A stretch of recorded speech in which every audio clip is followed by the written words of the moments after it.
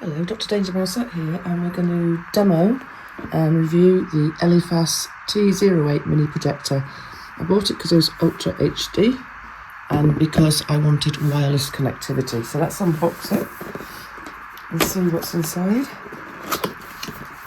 It's called a mini projector and the brand number is T08. So if you look inside, we've got the projector itself. Yeah.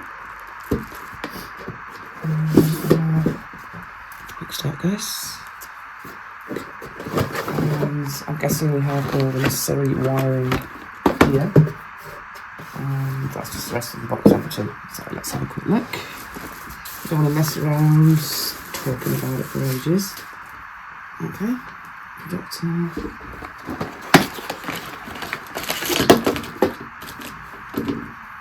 Remote control,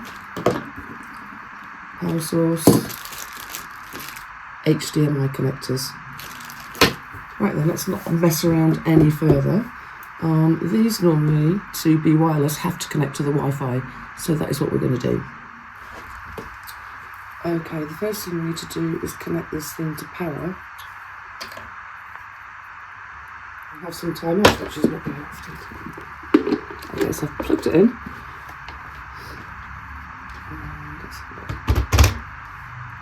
It's a ratchet system. Let's have a look. Okay, so I've plugged it in there, and now we're going to turn it on, which is here. Yeah, we have light. I'm going to be projecting it. Okay, that's what we've got projected on the wall. As you can see, it's a little bit fuzzy straight off, so I'm guessing there are some kind of settings or adjustments I can make. So I'm going to go back to the projector first. Okay, so here on the projector we have a focus button, so I'm going to do that so you can see the difference. What I would say is this is daylight, not ideal for projectors, so I'm going to close the curtain so you can see better. Okay, so I'm going to use the adjustment button that you saw on the projector. Okay, that's put it into a lot sharper focus now, as you can see. Take a little bit closer. We have the option of DLNA, iOS cast, and Android Mirrorcast. DLNA is things like PlexCast. We won't be using that. iOS cast is when you connect your Apple devices, and Android Mirrorcast is when you connect an Android device or Windows 11 or Windows 10, whichever you use. The HDMI cable is when you connect the projector by wire. So a cable to your device, to the projector. A USB stick is where you stick a USB stick in the back of the projector, so like a TV Fire Stick or something like that. And we have the settings there which allow us to set up the Wi-Fi, which is what we're going to do next. Okay, before we do anything, the remote control doesn't have any batteries, got to supply those. They are AAA.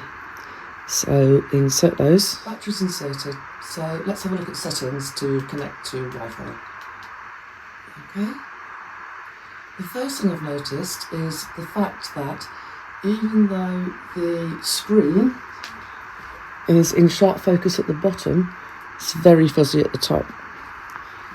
Not the best start. So let's go to network.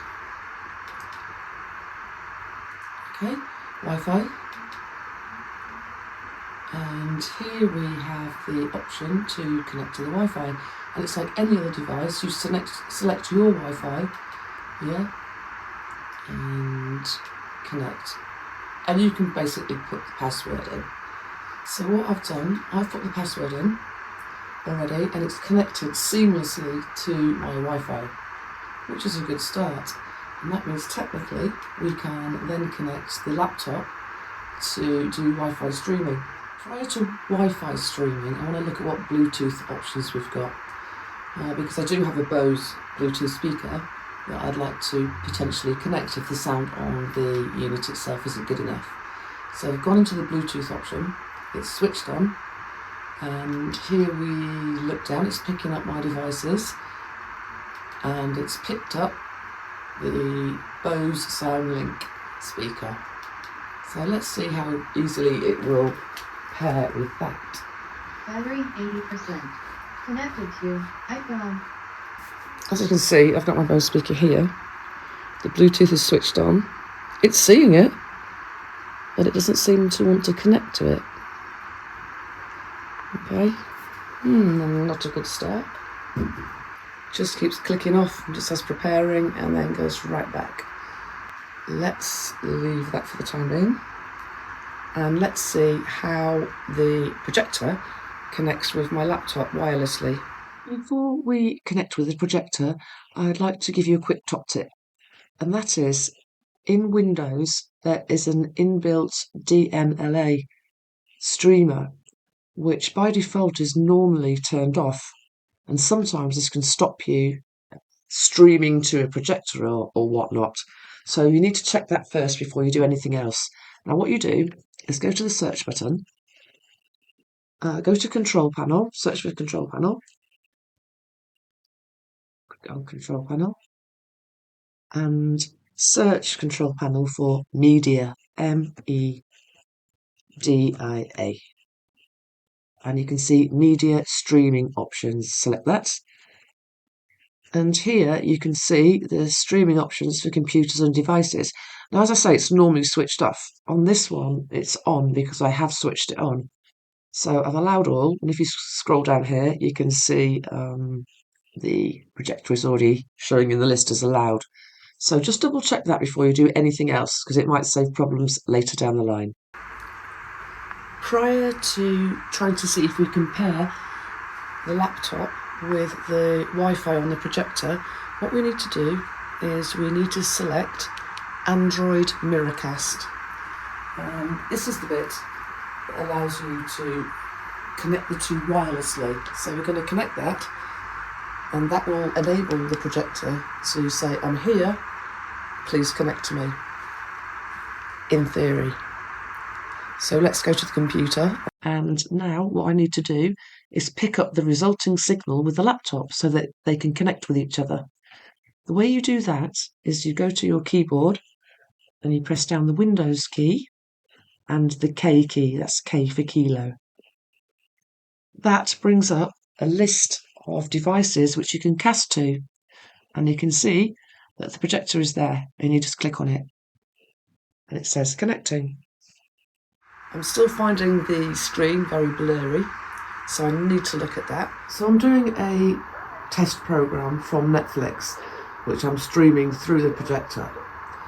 As you can see, the screen is dark. It's not dark on the laptop, you can see it perfectly. The colours aren't vibrant at all, and also the streaming is very pixelated. Can you see? It keeps jumping and going pixely.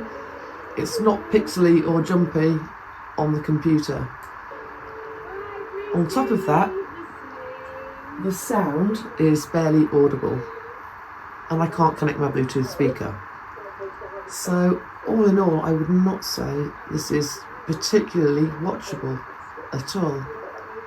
So if you want that for watching movies or whatever, you'd probably get quite frustrated quite quickly.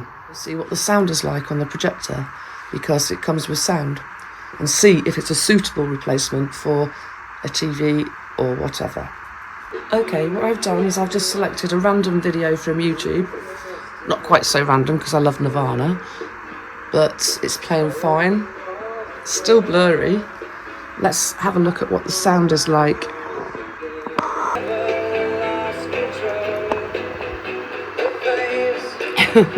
So this is the sound. Kurt Cobain, if he was alive, would never forgive me. It's very tinny, no bass at all, and not very loud either. So I'm going to try and turn it up a little bit to see if any sound settings we can play with. Right, so I've looked at the remote control. That is on maximum volume, so that's no good. And unfortunately, I cannot use my Bose speaker because the Bluetooth won't pair, which is unfortunate. So I'll be stuck with this sound here. Okay, the next thing I'm going to do is I'm going to test whether it works with an iOS system, basically my Apple iPhone 14. So what I do is I select iOS cast, then you go to your iPhone, you swipe down on the home screen from the top right hand corner and you'll see a screen mirror function, and you click on that and I'll show you what that looks like.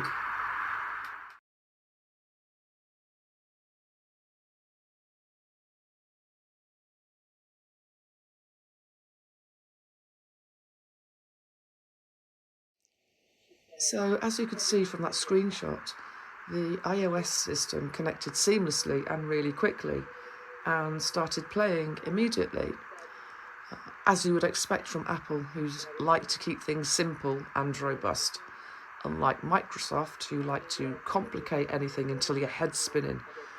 So I'm not surprised that the Apple Play was better than the Android Miracast. But yeah, can't fault that one. So in terms of the functions here and the screen, if we go down to display here, this allows you to set the screen so it doesn't go into like a trapezium shape. It basically will auto-correct it, so it goes into a square when it hits the wall. Now that works absolutely fine. As you can see, it's already on a square on the wall, but what it doesn't seem to do is auto-correct the focus, because in the top of the screen is out of focus and the bottom of the screen is in focus. Now that would drive me mad if I was watching this for any length of time. So in summary, would I keep this projector? The answer is no.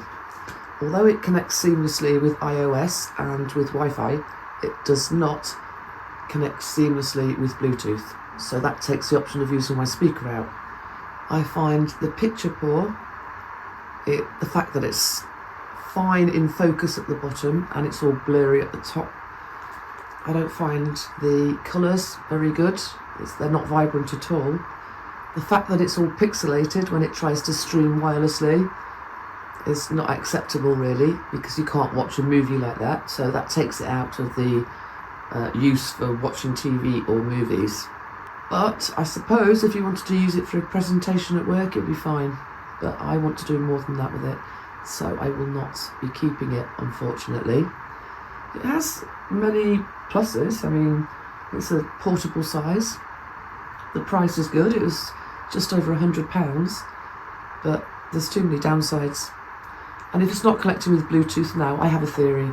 If a gadget does not work seamlessly straight away, never keep it, because it always ends up being a faff, and it always ends up in the back of a cupboard somewhere because you're sick of faffing with it.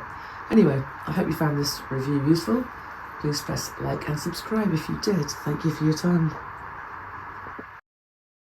So we've selected Miracast on the projector, and now we have to pick up that signal on the laptop. The way we do that is using the Windows K button. So press Windows, press K, and then that will give you a casting list, which is basically a list of devices which are available to stream from your laptop. And as you can see here, we have the projector already in this list.